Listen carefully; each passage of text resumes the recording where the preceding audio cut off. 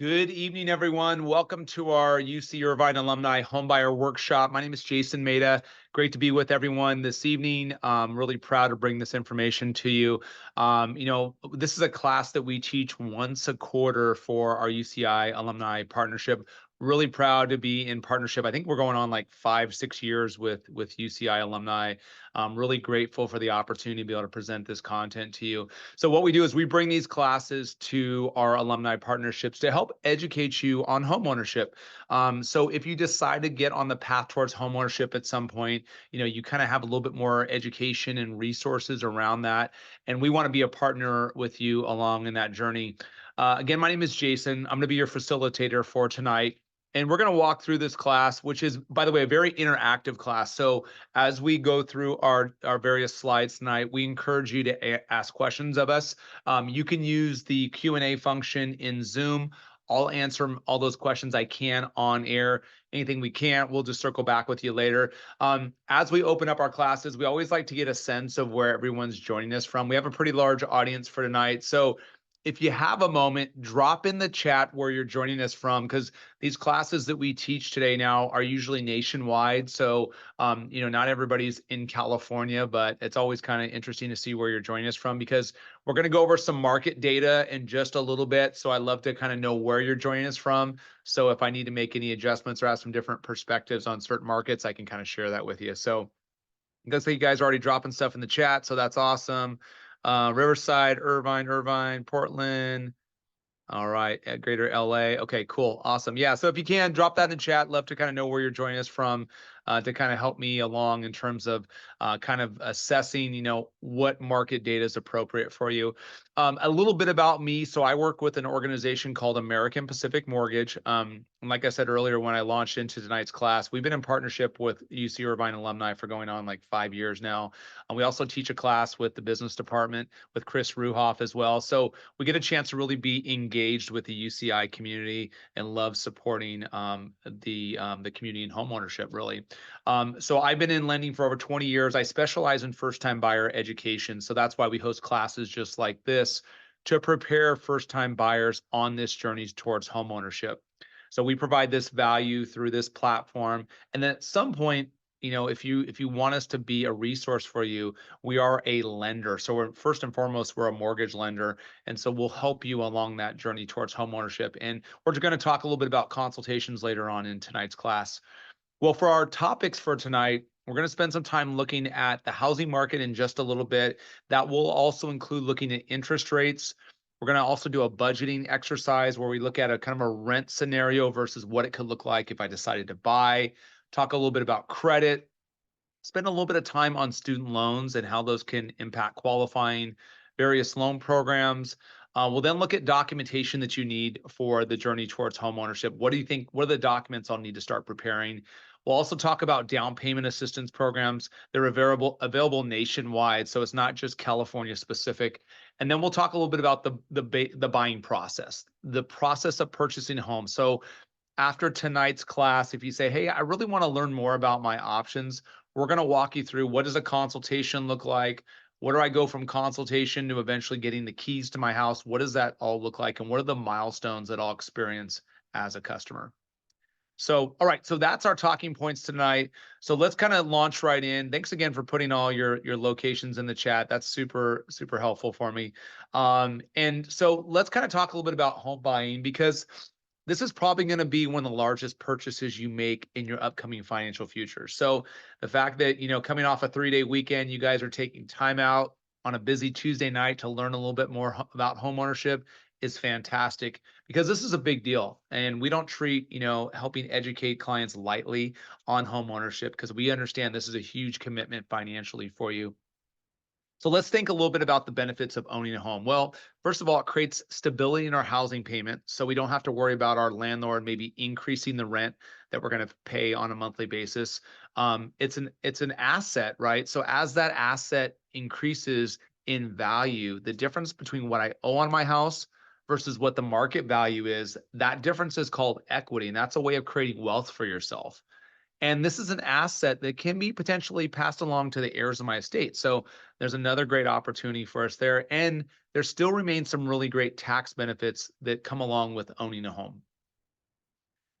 Now, we all understand that in today's market, whether you're renting or you're owning a home or you're prospectively owning a home, it's expensive, right? Things are a little bit more expensive in this inflationary environment.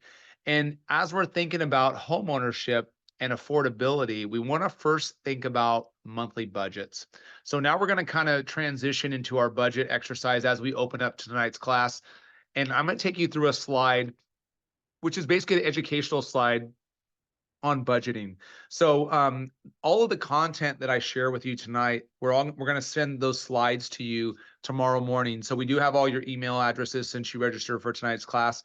All of tonight's content, we'll get a chance to send that out to you via email tomorrow morning. But one of the things in this presentation includes the link to the screen I'm showing you right now.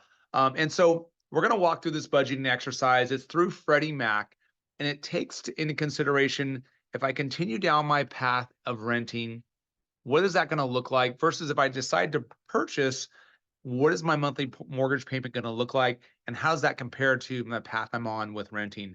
So let's kind of take a look at this. And we, just for time purposes, we kind of put a what if scenario in here. I know we're all kind of along the West Coast in terms of where we're joining us from tonight. So I know the prices of homes and rental rates will vary. So I totally get that. But we just want to walk you through an exercise. And then I would encourage you after tonight's class, go through some of this exercise yourself and see kind of how this budget maps out for you. So if we looked at a rental example, let's say we're paying rent of, let's say, $3,000 a month. And in that monthly rent, we also have to pay renter's insurance, right, to protect the contents of my home. And then let's make the assumption that my rent rate's going to go up 5% every year while I'm renting. And then as my home purchase goes, so we're going to say, okay, I rent for $3,000 a month. What does it look like from a home purchase perspective? Well, we're going to put 750 as our purchase price. Now, I know that varies again for where we're deciding to purchase. In Irvine, that's probably going to get us a condo or townhouse, right? Whereas if we're in Portland, for example, that might help us buy a single family residence, right? So we understand markets will look a little bit different. Minimum down payment at a 750 purchase price is 3%. You're going to learn a little bit more about that in loan programs later on. And then you have your estimated property taxes. Generally, when we calculate property taxes, that's usually 1.25% of our purchase price. We have our homeowners insurance. We all know when homeowners insurance in California can be a little bit more difficult. So ratings of homeowners insurance policies can be a little bit more strict. But nonetheless, we want to carve out that in our budget. And then we have our maintenance costs. And then so that'll kind of frame up for us on the home purchase side. And then we have loan information. And so for our scenario here tonight, we're going to look at a 30-year fixed mortgage. We have interest rate at 6.875. We're going to talk about rates in just a minute. There's a lot of news to share with you there. And then we have origination charges. So that's what a lender is going to charge you for your financing costs, also known as closing costs. Now, as being part of our partnership with UCI Alum, you get $750 off the cost of the origination charge. So there's an incentive for obviously partnering with us on this journey towards homeownership, but that's a $750 discount program. And then in selecting your financing options, there's a thing called discount points. And what discount points allow you as a buyer to do is to get a lower rate, lower than say market rate, by paying additional costs out of pocket to bring down that interest rate. 1 point is usually equal to 1%. And then 1% will equate to about a 0.25% reduction in interest rate. Now, in today's market where interest rates are still relatively high to the historicals, it's not a really discount points aren't a thing that we would generally recommend unless a buyer really needs to get to a certain interest rate level because of a monthly payment requirement, right? So because discount points usually have about a 2 to 3 year return on investment time period. And we'll talk a little bit more about that in interest rates later on. And then we have other settlement services. So those are going to be things like title and escrow fees, some of the transfer charges for the county that you're going to buy in. All those will be under other settlement services. Generally speaking, closing costs in total will run somewhere between 2 to 3% in total of your purchase price. Now, the next section we want to kind of look at is the other assumptions. We're going to assume that our house will appreciate about 4% on an annualized basis, that we're going to look at mapping out renting versus owning for 7 years. And then we're going to look at the cost of selling my house factored into this. We're going to look at the state and federal tax rate. And then we're going to also map out the savings rate of 3% or input the savings rate, right? So what this calculation does, it'll say, okay, if I look at my total payments right now, we're going to go to the payments tab. Right now, I know I'm spending about $3,000 a month in rent, right? Well, if I decide to purchase, my purchase payment is going to be significantly higher. Now I'm jumping up to a $750,000 purchase price with a minimum down payment of 3%. So I'm going to almost double the amount of outgo in my housing expense. However, if I look at my total cost opportunity over the next 7 years, I still have an upside of about $47,000 of buying instead of renting over the next 7 years. Now, how did I get to that figure? Well, couple ways I achieved that. One is I'm looking at my appreciation rate of my home. Two is we're looking at the tax benefits of owning a home, right? So when we factor those into this calculation, that's where we have the upside of buying. Now, if I'm paying less in rent, or I'm looking at a situation where I'm going to pay less in house costs, then those numbers obviously going to look a little bit different. I would encourage you, as kind of a follow-up to tonight's class, take a look at that calculator. I think you'll find it's a great exercise to go through as you're doing this planning towards homeownership. Okay, so that's our rent versus buying calculator. Let's go ahead and jump back over to our slideshow. And let's now kind of switch gears a little bit. I want to talk a little bit about today's housing market and kind of what we're seeing out there in the market. What's interesting right now in today's market, we are in kind of the winter season of home buying, which generally you would think would be somewhat slow, right? Well, that's actually not the case right now. Very busy market. Most of my days are spent meeting with clients on a one-on-one basis to design their pre-approval options. Also talking with buyers that are active in the market, making offers on prospective properties. So it's a very interesting market. And so when we look at specifically the Orange County market per se, if you go into and you look at the housing market right now in Orange County, it does show a little bit of a dip here. In fact, I was teaching a class here last week. We kind of talked a little bit about this. That's kind of more of a seasonality in the markets where you're seeing the prices come down a little bit. So some of the higher end homes are not pushing up that median sales price. So we've seen a little bit of a kind of a drop here in prices. But what's interesting in the Irvine market, average days on market or median days on market is about 44 days. And so when we look at what's going on in the market, homes are staying a little bit longer, but it's probably homes that aren't probably priced correctly because we still have some inventory challenges in today's market. So we have pretty high buyer demand. So the activity levels are picking up on the buyer side, but there's not necessarily a lot of homes out there to help support the buyer demand. So as we kind of push out further into 2024, we're probably going to see home prices, we believe, to stabilize or possibly go back up because it's kind of like a supply and demand effect, right? Limited supply, high demand, probably going to stabilize or push prices up. So that's kind of what we're seeing all across the country, honestly. So it's not just an Orange County thing. We're seeing in LA County, up and down the West Coast, and across some of the other classes we teach across the country. Some concerns really around the inventory levels. Now, we did have a question that popped in the chat. I want to just make sure I check it out here. So we had a question, I think, on showing details on the buy versus rent. I'll tell you what, we'll get back to that chart a little bit later because we'll kind of be able to go into that. That was a question that popped in the chat. We'll kind of circle back with it later on in the Q&A section. Just so we can stay on task with kind of the slide that we're on right now. But that's kind of a glimpse at what the housing market looks like right now. And that's a kind of a 3-year caption of kind of what we're seeing in the market.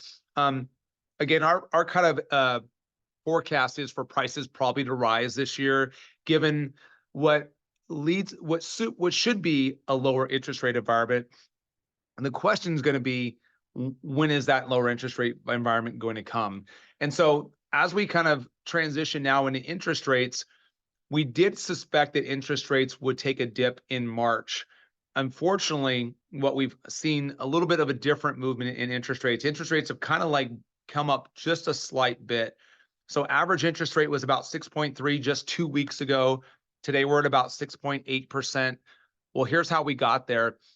Some of the recent inflation indicators showed inflation ticking up a little bit higher than expectations. And so last week we got a report called the Consumer Price Index Report, which kind of shows what's going on with inflation in the market.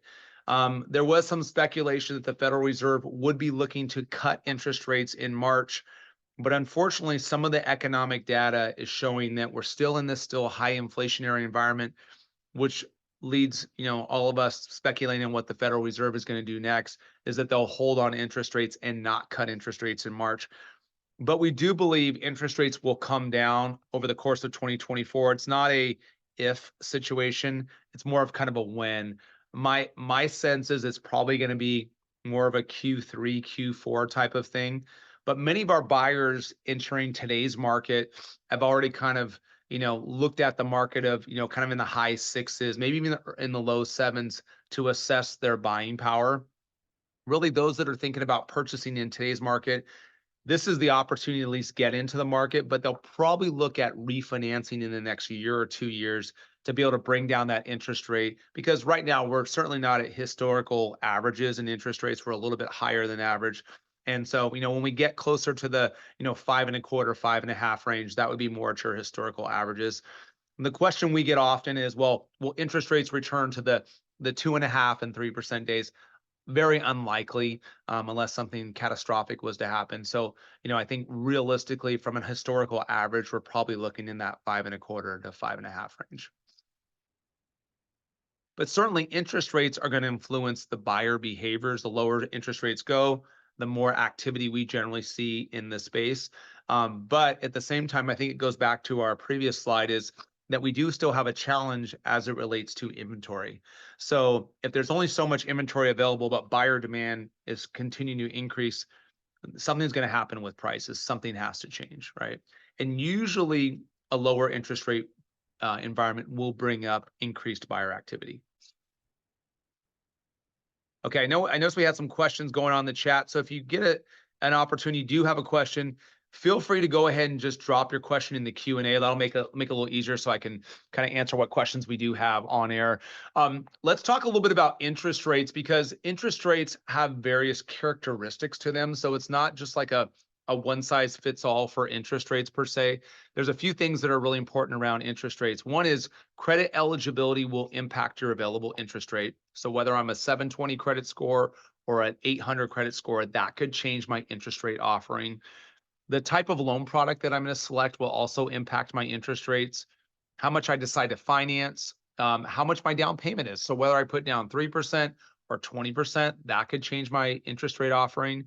We talked earlier about discount points, and that's where I have the ability to increase my costs to help lower my interest rate. Again, not something I necessarily recommend right now, because there is about a 2 to 3 year break-even mark when we decide to buy down interest rates, but certainly something that our buyers can do if they're looking to achieve a certain level of payment.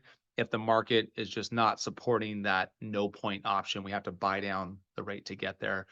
And then the term of my loan can also impact my interest rate. So generally speaking, if I was to say go from a 30-year fixed mortgage to maybe a 15-year fixed mortgage, generally that'll bring down my overall interest rate.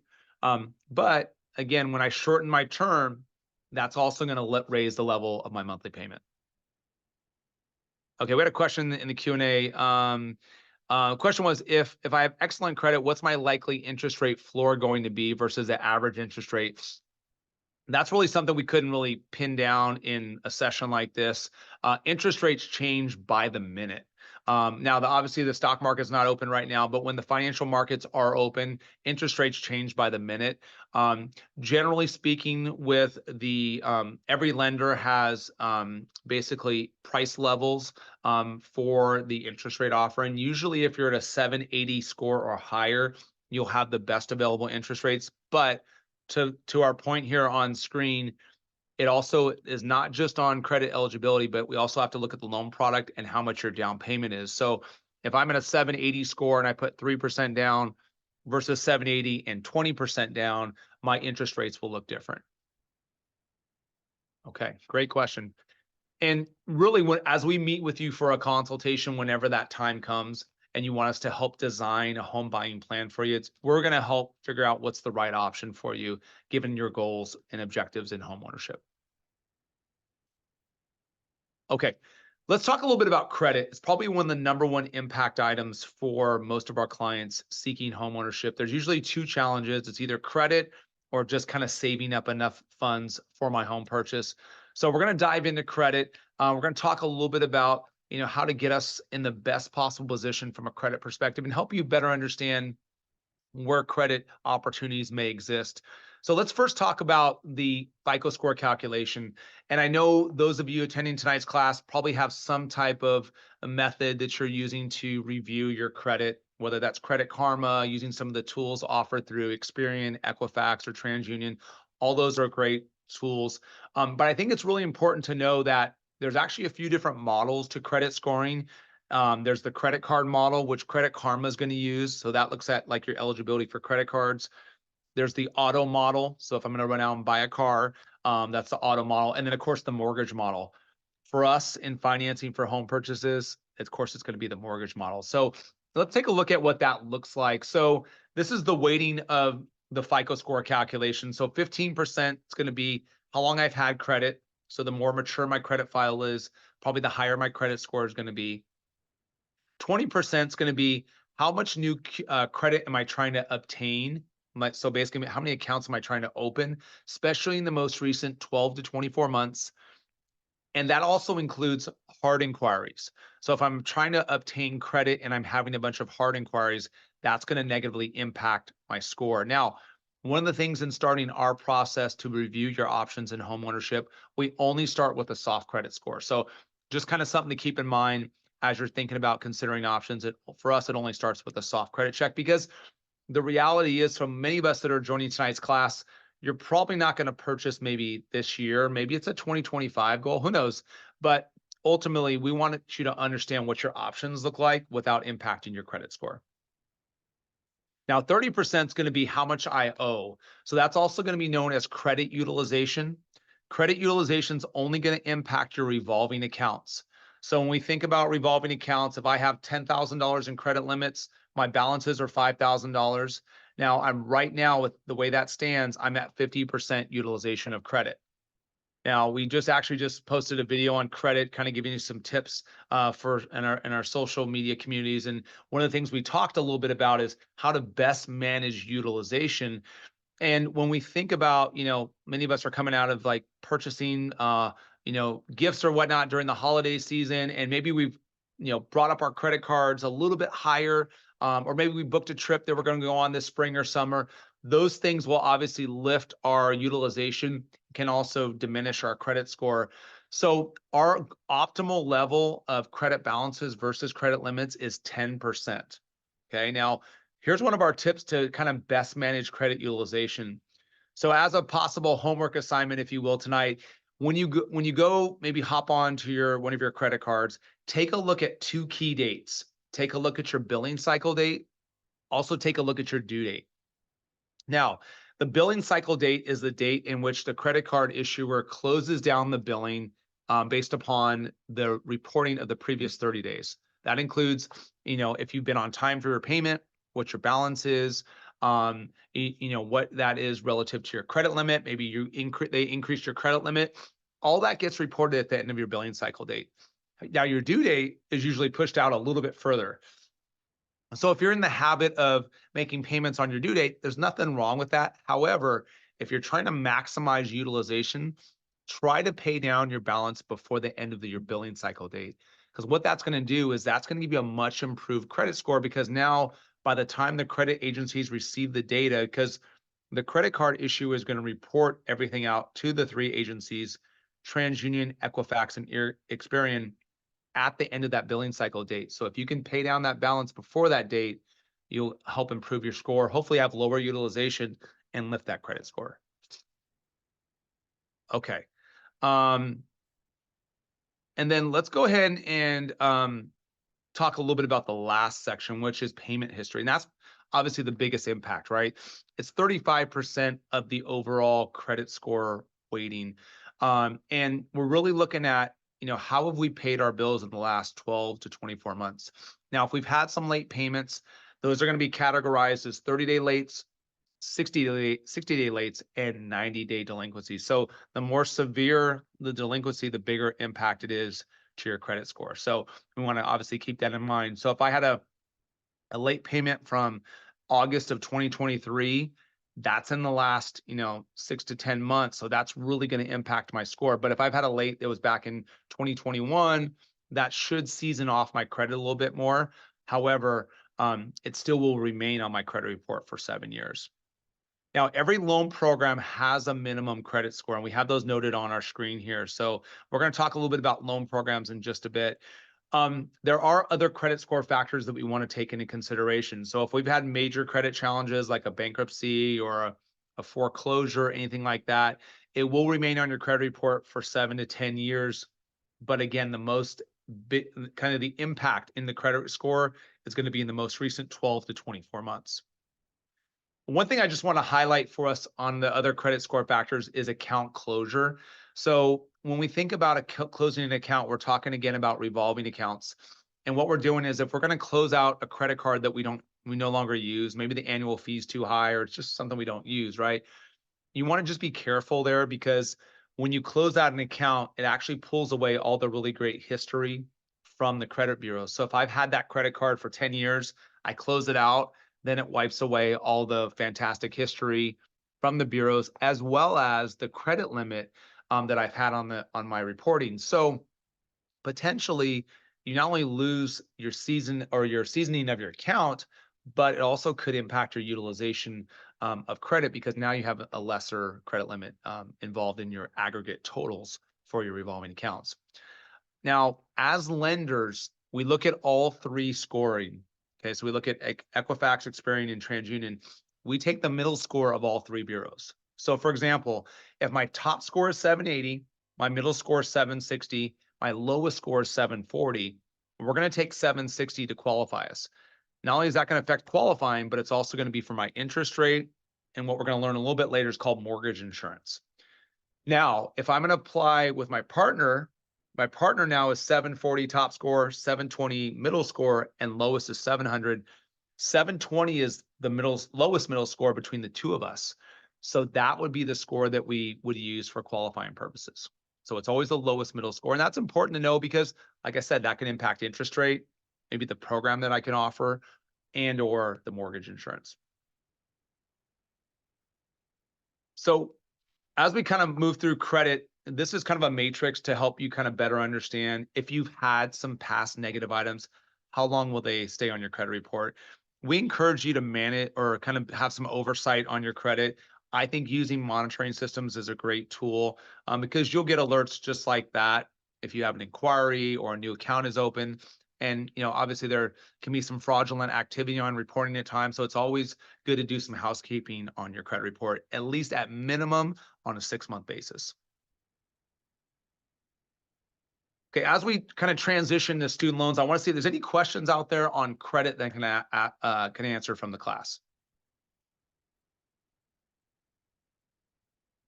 Okay. All right. Awesome. And I know some of you are joining us late. So in case you did join late, this all will be recorded and available on our YouTube channel tomorrow morning. We'll also send you the entire presentation along with the recorded file as well too. So you'll definitely get this if you decide that you want to kind of take a look, a listen back to everything. Let's talk a little bit about student loans. And I know student loans are now in repayment. So just kind of want to share with you a little bit about from the lender's perspective, how we look at student loans. Some of you might be in income-based repayment programs right now, which we can recognize as a lender. Generally speaking, that's going to be the lowest payment option for most of our clients that are in student loan repayment. So let's walk through an example of how we would look at that from a lender's perspective. So if I have $75,000 in student loan debt, and my income-based repayment amount is $250, that's the amount that we're going to use from a qualifying perspective. Okay, so that would be $250. Now, if I have not set up an income-based repayment amount, maybe I'm back in school, maybe I'm still in forbearance. By default, we do have to use 1% of that total balance for a conventional loan and 0.5% for an FHA loan. Those are various loan programs that we'll talk about in just a few minutes. But that's important to understand because even if I am in a deferment right now because I'm working on my master's program, or like I said, I'm in forbearance, there has to be a minimum payment that we still have to count for the student loan qualifying. So as we meet with you for your consultation, we'll kind of walk through that because as we look at your soft credit report, we can see obviously if you have student loan debt, and we can help kind of coach you accordingly through that. But it's important to understand that, if you're on an IBR payment, that's still something we can still look at in the qualifying setup of your financing. Now, as I mentioned, every loan program has different characteristics. And so what we like to do in our class is just kind of talk to you a little bit about the 5 kind of core programs. There's probably 2 or 3 that are going to probably be the most impactful for our classes, but I want to give you from kind of a high level perspective, what do those programs look like for you as you're kind of considering home ownership. So the first one we're going to talk about is a conventional loan. And when we think about a conventional loan, those are going to be for Fannie Mae and Freddie Mac loan products. Conventional loans occupy about 70% of all loans originated across the US. Now, conventional loans had various loan amounts depending on where you're buying in the country. There's a thing called the conforming limit, and that conforming limit gets updated every year, right around November or December with Fannie Mae and Freddie Mac. The new conforming limit is 766,550. That's an important number for us as first-time homebuyers because if we finance up to that amount or less, the minimum down payment is 3%. Now, for those of us that I know we have several of us that are in Irvine, for example, in Irvine, guess what? That's called a high cost of living area. No surprise there, right?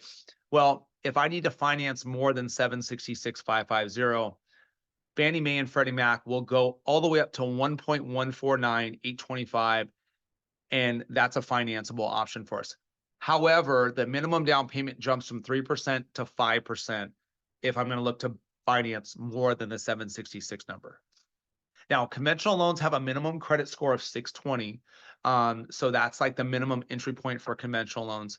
And anytime I put less than 20% down for a conventional loan, I have a thing called mortgage insurance. And we're going to learn a little bit about mortgage insurance on our next slide. But from a high level perspective, that's what the conventional loan looks like. Now, FHA is another product that's available not just to first-time buyers. It's actually available for second and third-time buyers.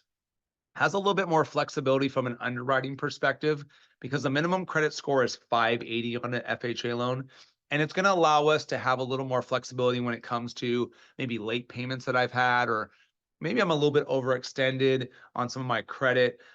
It does have a minimum credit score, like I said, of 580. The minimum down payment is slightly higher than a conventional loan, up to 3.5% down.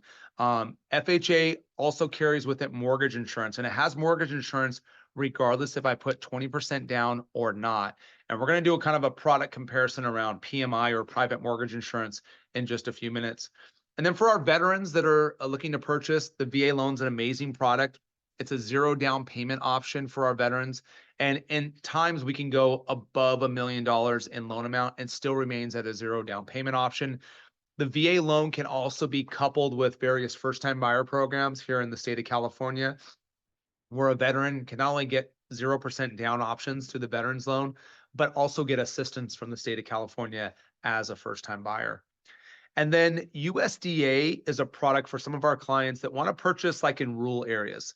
So let's say I want to purchase a home in Joshua Tree, right? Well, that would be considered a USDA eligible area. There's 2 big qualifiers with USDA. There's the location of the property, and there's the total household income that cannot exceed a certain income limit for wherever I'm going to purchase. Okay. And USDA is also a 0 down payment option. That too can also be coupled with first-time buyer options for those buyers that are eligible for those assistance programs. And then the last program I want to kind of highlight is the jumbo loan product. Not very commonplace for a lot of our first-time buyers, but it does have a minimum down payment of 10 to 15%. Usually has a minimum credit score of about a 680 credit score. And it's really for our clients that need to purchase more than what we can support in the conventional space. So it's a client that maybe is looking to purchase with a loan amount financed above 1.1 million, say for a client purchasing in Irvine. As you can see here, the down payment minimums are a little bit higher. So when we think about savings, we have our down payment plus our closing costs, but Jumbo has another component of assets to it. You do also have to save up reserves. And what reserves mean is those additional assets I have left behind after I've contributed my down payment and my closing costs.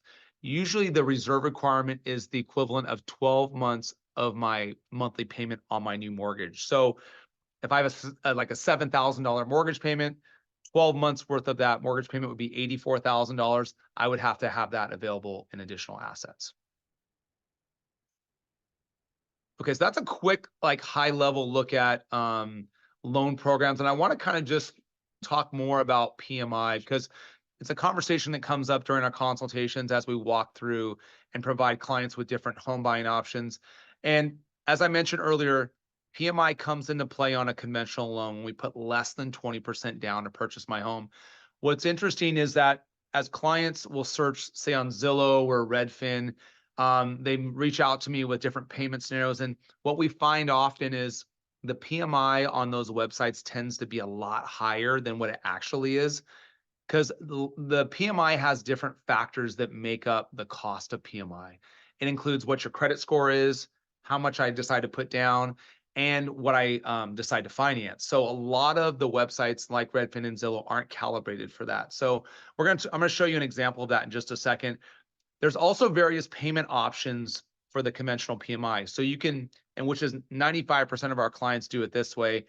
It's paid monthly, so it's including your monthly expense of your total payment. You can split the MI up and pay part of it monthly, part of it upfront. You can completely buy out the mortgage insurance, and that's essentially where you basically write a check for the mortgage insurance. And then there's also lender paid mortgage insurance, where you in essence take a higher interest rate. So instead of like 6.875, I'm going to take a 7.5% rate. And the margin difference in that interest rate would allow a lender to buy out the mortgage insurance. Quite honestly, it's not a commonly used approach. As I mentioned earlier, the monthly mortgage insurance is typically where most of our buyers are going to lean towards. So if we look at a PMI example on a conventional loan, let's just say we looked at a $700,000 amount financed, right? Let's say I had a 740 credit score. I was putting down 3%. I'm going to be looking at PMI about $209 a month. Now, some of you may think that was going to be $300, $400, maybe $500 a month, but it's honestly not as expensive when we factor in the credit score, our down payment, and then how much we're going to finance. Now, if I can lift my credit score even higher to 780, 800, that mortgage insurance would also become less. And for some of our buyers that are first-time buyers looking to purchase, and maybe they make less than 80% of the median income, that mortgage insurance is also lowered based upon the low income threshold for mortgage insurance. Okay. Now, final note on conventional mortgage insurance, there is a cancellation on PMI with conventional loans. So once I reach 2 years in that loan and have 22% equity, I can apply to have that mortgage insurance completely canceled. Now, FHA mortgage insurance works a little bit different. So let's look at FHA mortgage insurance because there's two PMI components to FHA. There's the monthly mortgage insurance premium, very much like conventional loans, but it's a fixed factor of 0.55% of my total loan amount. Plus, I also have upfront mortgage insurance at 1.75% of my balance. And that 1.75% gets added into my total amount financed. So in essence, I'm going to be financing a little bit more with the FHA product. FHA mortgage insurance, you cannot cancel the mortgage insurance. The only way to exit mortgage insurance is if you decide to refinance out of FHA at some point, maybe into a conventional product. Now, if we look at the payment scenario here, we have $700,000 as our baseline loan amount, just like conventional. But if I have to go the FHA route, now I have to add on the upfront mortgage insurance, which in this scenario is an additional $12,250. So that's my finance is going to go up a bit. And then my monthly mortgage insurance elevates to $320.83. So, clearly there's some differences between the two payment options and the cost structure, right? Now, you may kind of step back and say, well, why would I ever consider FHA, Jason, because it's obviously a much higher option? Well, the qualifications look different between the two products. Conventional is going to have a little bit more or less flexibility, I guess, when it comes from a guidelines perspective. So if I had maybe a late payment a year ago on my student loan because it came out of forbearance, I didn't realize it, that might be a little challenging with conventional, where FHA completely flexible. Or if let's say I had a bankruptcy and it was 3 years ago, FHA would be completely accepting of that, whereas a conventional loan product, it might be a little bit more difficult. So as we meet with our clients, we're going to kind of figure out what the best path is for you based upon your goals and objectives of home ownership. But I think it's really important to understand like what goes into each one of those loan programs. Okay, questions so far. I know we're going to kind of dive now into income qualifying. Any questions on loan programs or some of the content so far in tonight's class? All right. Okay, awesome. Of course, if you do have any questions, just drop those in the Q&A, and I'll get those answered on air. Let me just answer this one. I think it came in the chat, which is it possible to change the loan from FHA to conventional when refinancing so that PMI can be canceled? So when you refinance out of FHA to conventional, assuming you have 20% equity, you won't have mortgage insurance on the new loan program. So that's just kind of the way the math would work. But that's what most clients would do. FHA, from my perspective, is going to kind of be more of a temporary product to help us enter into home ownership, and then we could certainly look to refinance out. As we look at the kind of the menu of products available to our clients, we're going to look at the right fit based upon qualifying and kind of your overall goals and objectives with home ownership. Another question came out, which is it recommended to pay 20% down to have no PMI? I wouldn't say it's recommended. I think it's really going to be a matter of budget and personal choice for you, because not everybody's in a position to put 20%. I think if you can afford to do it and it's not going to completely liquidate all your assets, then I think, yeah, let's do it. I mean, I'm a fan of clients financing less money with us. I think that's great because ultimately we want to create affordable home ownership for you. So whatever that might look like.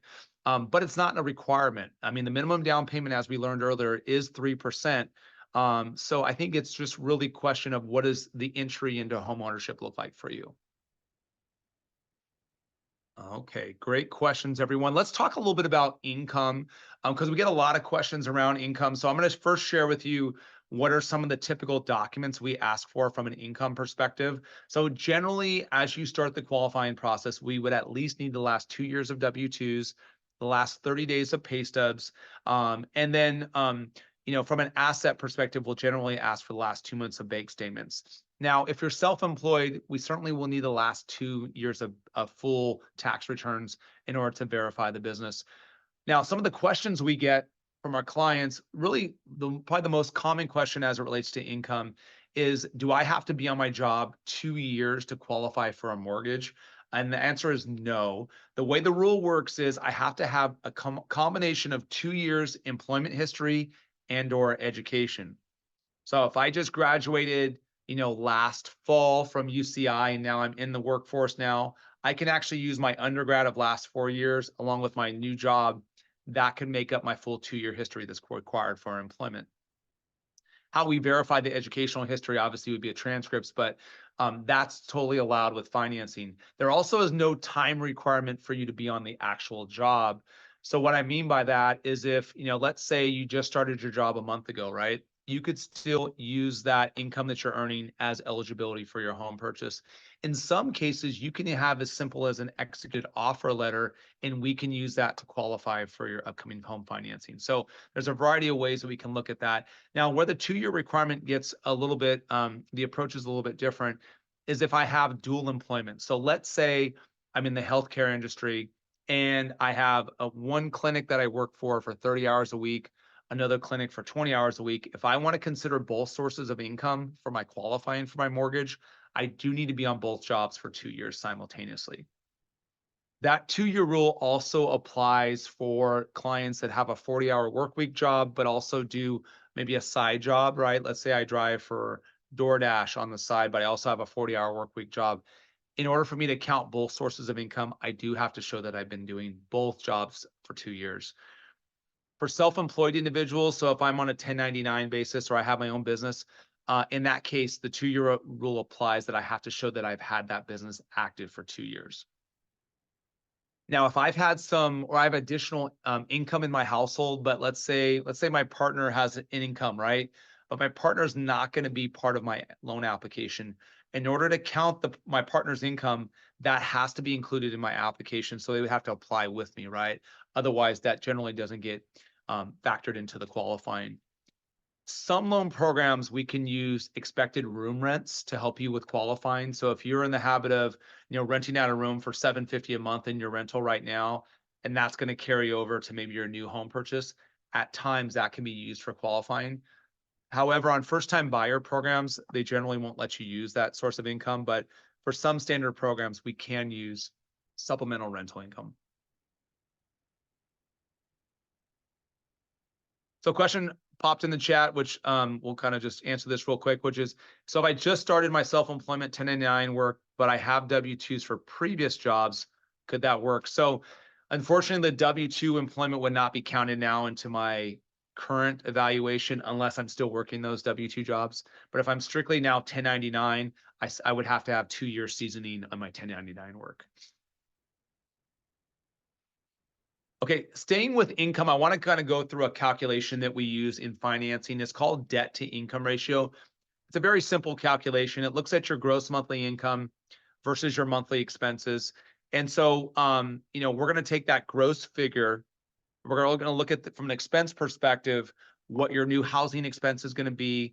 We're also going to include credit cards, any auto loan payments, student loans, personal loans, anything like that will get factored into the expense side.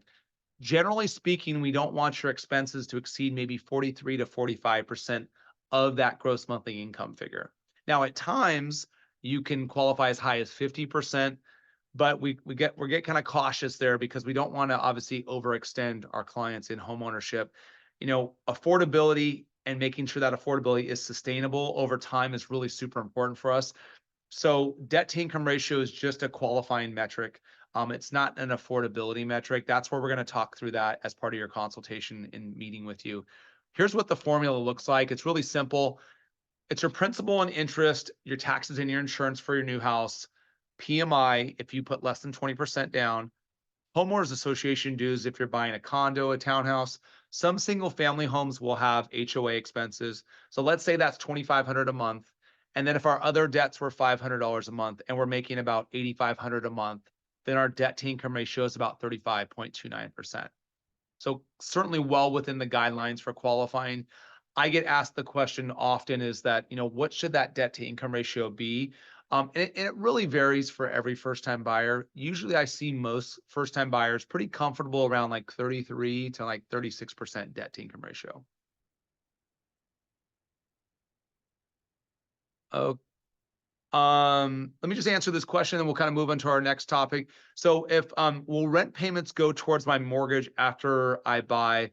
I guess really the question there is, do we count the rent payment into the debt to income ratio calculation? So that would be no, because we're looking at your future payments. So the objective there is to say, okay, if I decide to buy my house, now my new expenses will look like this, right? I lose my rental payment. Now I have a mortgage payment and my other debts will still be there unless I decide to pay some of those off. Okay. All right. Great question, everybody. Our next stop in tonight's class is now to talk a little bit about assets. So I want to kind of now cover some of the documentation and really quickly from an assets perspective. And then we're going to talk about first-time buyer programs because that's really an important part of class, just to understand what resources are also available to you. So these are some of the acceptable sources of down payment. Usually those assets from checking and savings accounts. At times you can use 401ks, 403bs, IRAs at times, but I would encourage you to talk to your tax or financial advisor before you kind of get into those resources. Gift funds can be allowed as well. So that's basically when a family member is helping you out with your home purchase. And there's no seasoning requirement for gift funds. Assets that are coming from you generally will need to be at least seasoned 60 days. So if I got a deposit of $20,000 in my checking account 2 weeks ago, that deposit, unless I can paper trail that from the originations of source, I would have to wait for that to season in my account 60 days. But Gift funds are immediate. Okay. Now, in saving for home ownership, that's one of the things we kind of talk a little bit about. I know it's one of the bigger challenges for most of our first time home buyers because things are a bit more expensive right now. Cost of housing is up there, and then we're just trying to balance our finances. So, savings for your home purchase can be challenging, but there are resources available to you as first time buyers. I know most of us are in California in tonight's class, but for those of us that aren't, there are resources very similar to CalHFA in your respective state. So we can talk offline a little bit more about some of those resources. But I want to share with you, for those in California, an agency that is there to help support low to moderate income households in home ownership, and we partner with CalHFA as being the leading provider of these programs. So I want to share with you really quickly how some of these tools can also help you. And the first program is called a MyHome Assistance Program. Provides up to 3% of your sales price on a conventional loan in down payment resources, 3.5% for an FHA product if that's the path you go down. What the state is providing us here is a low interest rate loan at a 1% simple interest rate, which is completely separate from your mortgage. No payments are required on that until you either decide to sell your home in the future or if you decide to refinance in the future. So that's called My Home. There's also another closing cost assistance program called ZIP. It in essence provides up to 2 to 3% of your loan amount in assistance. It's also a loan provided by the state, but it's at a 0% interest rate. Also does not need to be paid back until you sell or refinance in the future. Now, in order to get the ZIP assistance, you would have to first obtain the My Home loan.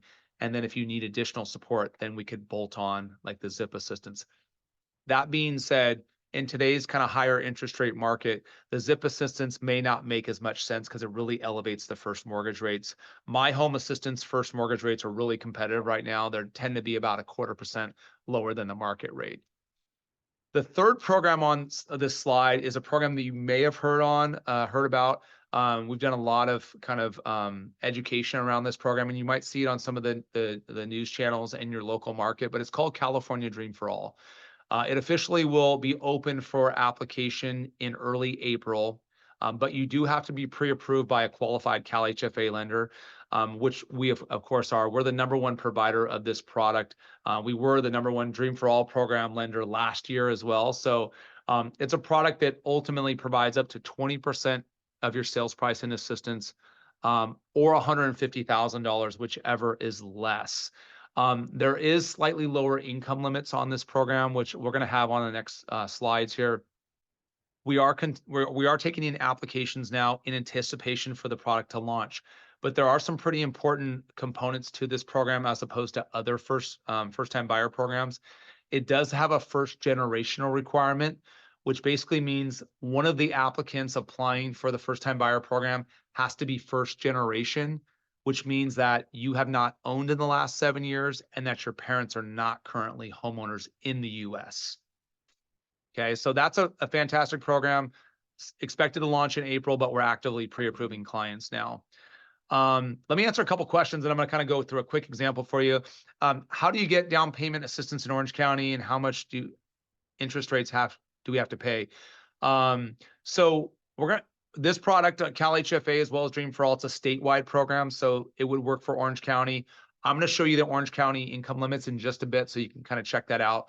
Another question was Dream for All program, is it a lottery? Yes, it is. And so the Dream for All program will take applications in early April. We're expecting the lottery to be announced by the end of April. So that's why clients are getting qualified right now to see if they're eligible for the program. So they'll be ready to go in early April when the application window opens. Now, jumping back to the My Home Assistance Program, I just want to kind of show you how that would apply to a financing option for you. So we've been kind of talking about the sales price of $700,000 tonight. So if you did buy at $700,000, you put 3% down, then you also had closing costs. From a standard conventional loan perspective, you would probably need about $35,000 to $42,000 out of pocket. But if you utilize the My Home Assistance Program, you would get your down payment covered in essence, right? So the only thing you would have out of pocket would be roughly about $14,000 to $21,000 for your closing costs.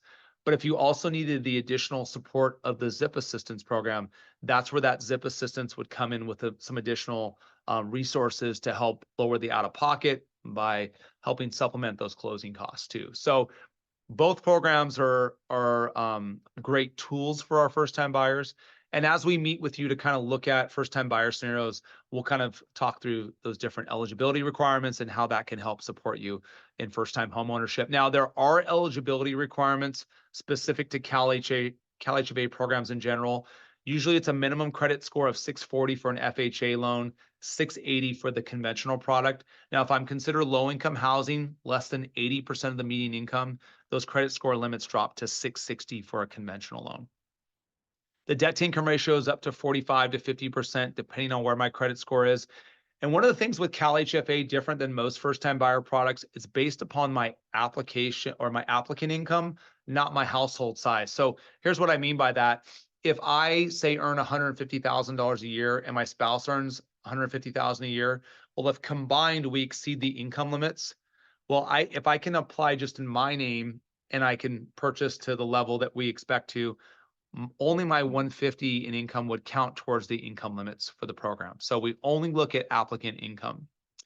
Now, a first-time buyer, as it relates to CalHFA, is someone that has not owned in the last 3 years. So if I owned back in 2019 and I've since sold and I've been renting for the last 3 years, now I'm considered a first-time buyer. Specific to the Dream for All, you have to be a first-generation home buyer, so it's a little bit different.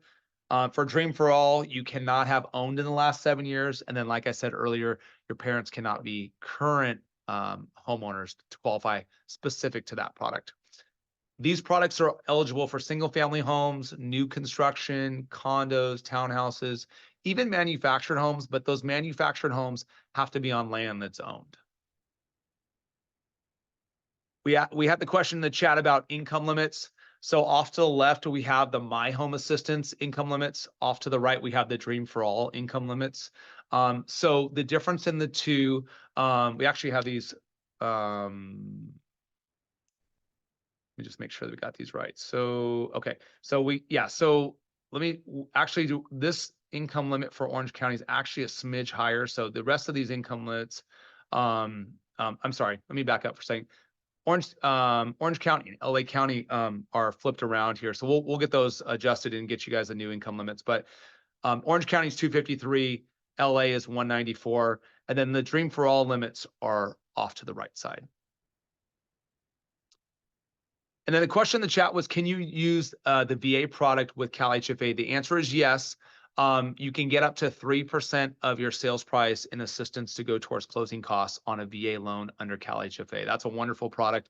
VA can't be used with the Dream for All product, but it can be used alongside the MyHome product.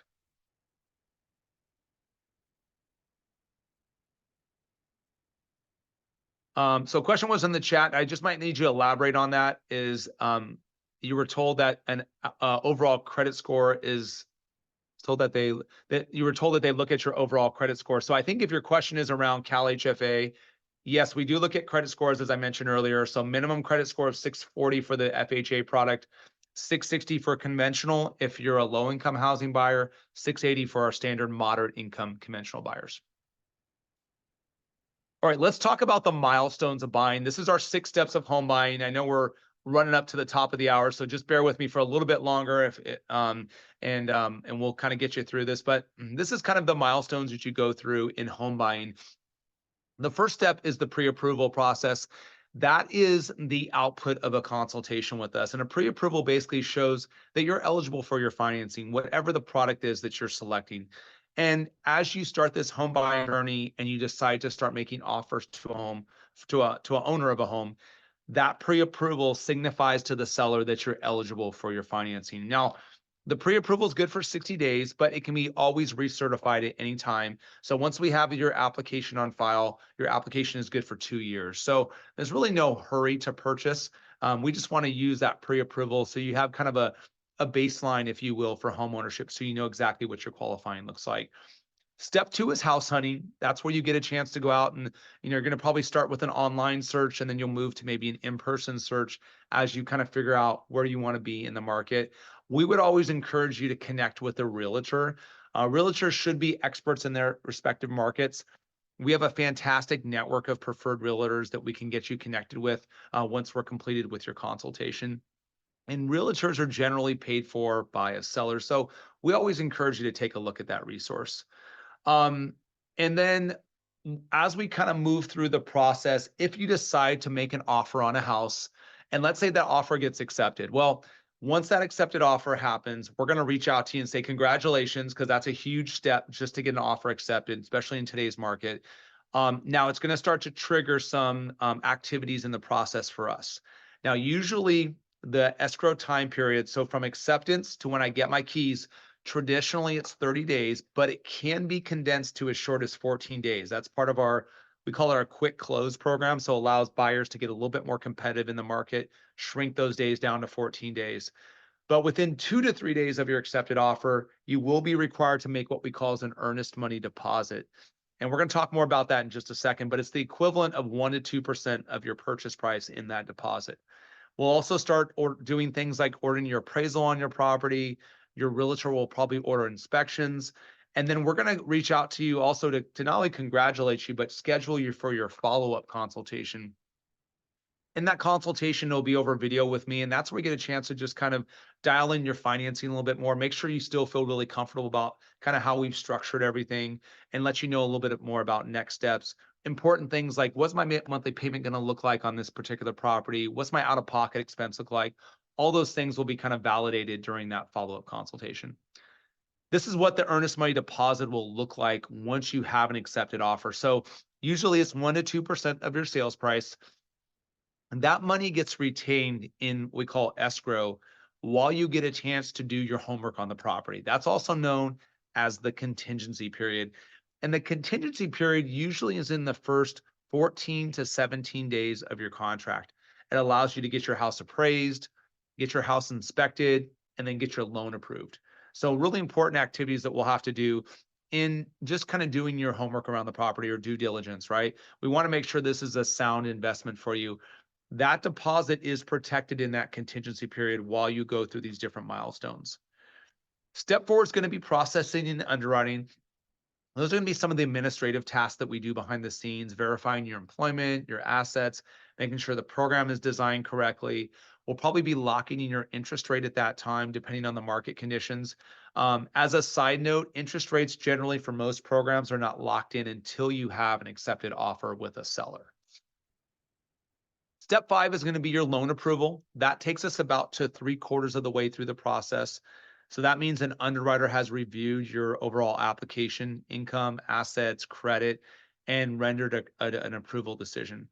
It also brings you to the end of your contingency period. So if you've done all your homework and you still feel really good about this property, the house is worth what you expected, your loan's approved, your inspections check out, then you can sign off on your contingency. At that point, then you're kind of sort of all in on the purchase.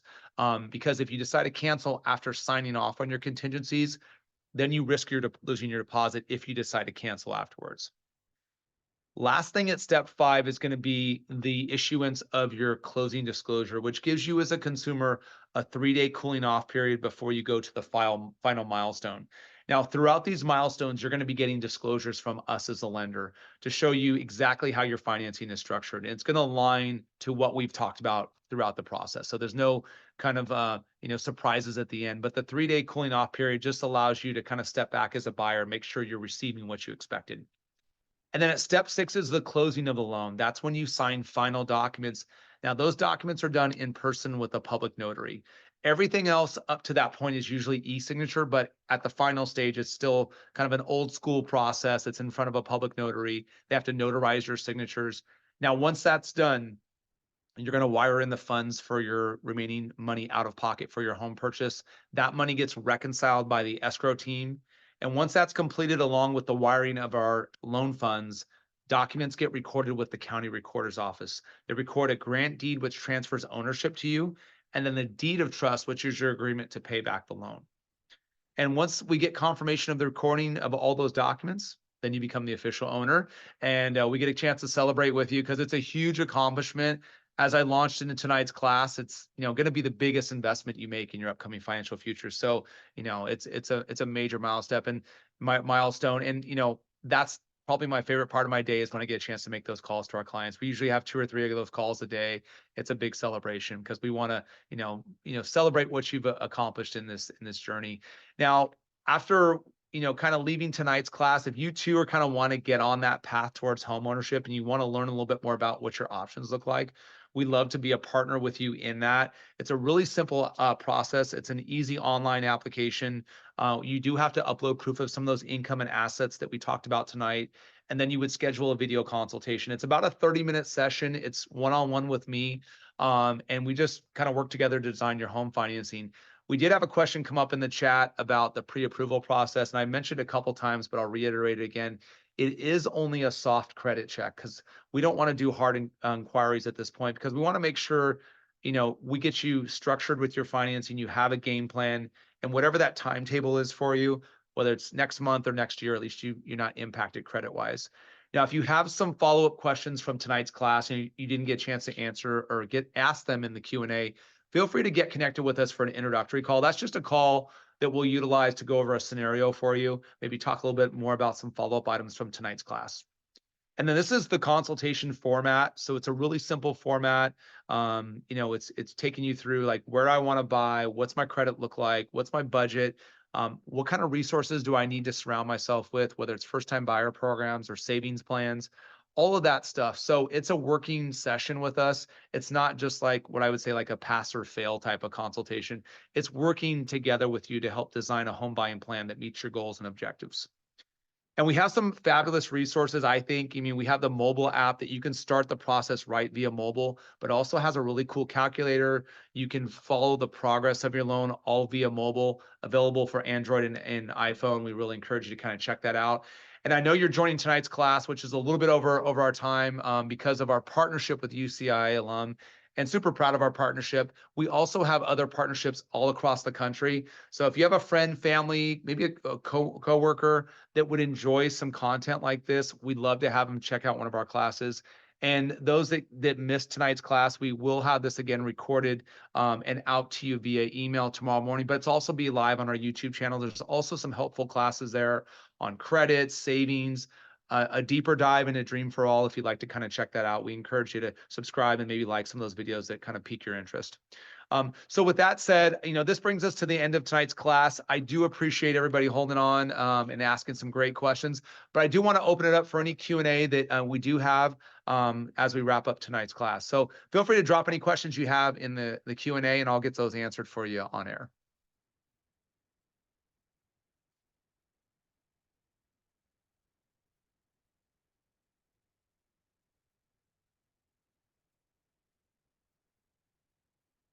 Any questions out there? I think we might be good. Okay, got one. So question in the chat or in the Q&A was, what's the CalHFA rate? Well, the rates vary by the product, but if we looked at the conventional product, today it's at 6.875%. That's for a moderate income buyer with CalHFA. The rates are quite competitive with CalHFA. As I mentioned earlier, it's generally about 0.125 to 0.25% lower than a standard conventional rate. So most other conventional products are probably going to push to 7% plus right now. Right. And then a couple of the questions came in. Are inspections mandatory? Hearing some sellers are favoring offers that waive. Inspections are not mandatory. It's a buyer choice. So you don't have to necessarily do that. That's not expected. Are the closing costs 2 to 3% across the board for lenders as comparison to banks or brokers? So closing costs will vary for every lender. I think I shared with you guys a little bit more about our cost structure. And of course, as a UCI alum, you get a discounted program. 2 to 3% is not just lender cost. That's the entire transaction, but it does vary. There's some fixed cost in there that may lower that number, but I think just as a kind of a baseline, 2 to 3% estimates, it's a good tracking. And another question was, I had someone run my credit and they told me that my median credit score was 609 and I needed a 620 to be approved. So every program has different minimum credit score requirements. It's not the median, it's just we're taking the middle score of all three bureaus. So like I mentioned earlier, if I'm at, let's say in this example, I'm at 660, 640, and 620, The middle score, 640, is what we'll take for qualifying. And then can you add your own down payment money on top of the down payment assistance programs? Answer is absolutely yes. So there is no restrictions about how much you put down. We have some clients that put down 20%, but also add on the My Home assistance because the rates are better and they want that additional relief. That being said, if the Dream for All program catches your attention, that is one program that's capped at 5% of the sales price in maximum out of pocket. So if you got the 20% assistance in essence, then the maximum you could add on top of that would be 5%. Okay, great questions. All right, anything else from our class tonight that I can help answer? Okay, well, as we close out, I want to just share with you all my contact information. So if you do have some follow-up questions, obviously you can schedule an introductory call. But this is all my contact information, so feel free to reach out to me. And we do have I think some valuable information we post on our socials. On Instagram, we're just at JMeta Mortgage.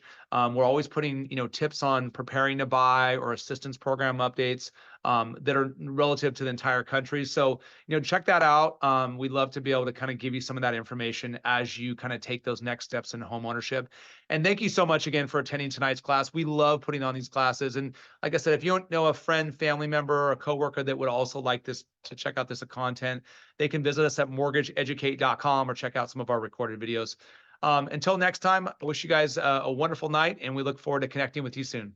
Good night.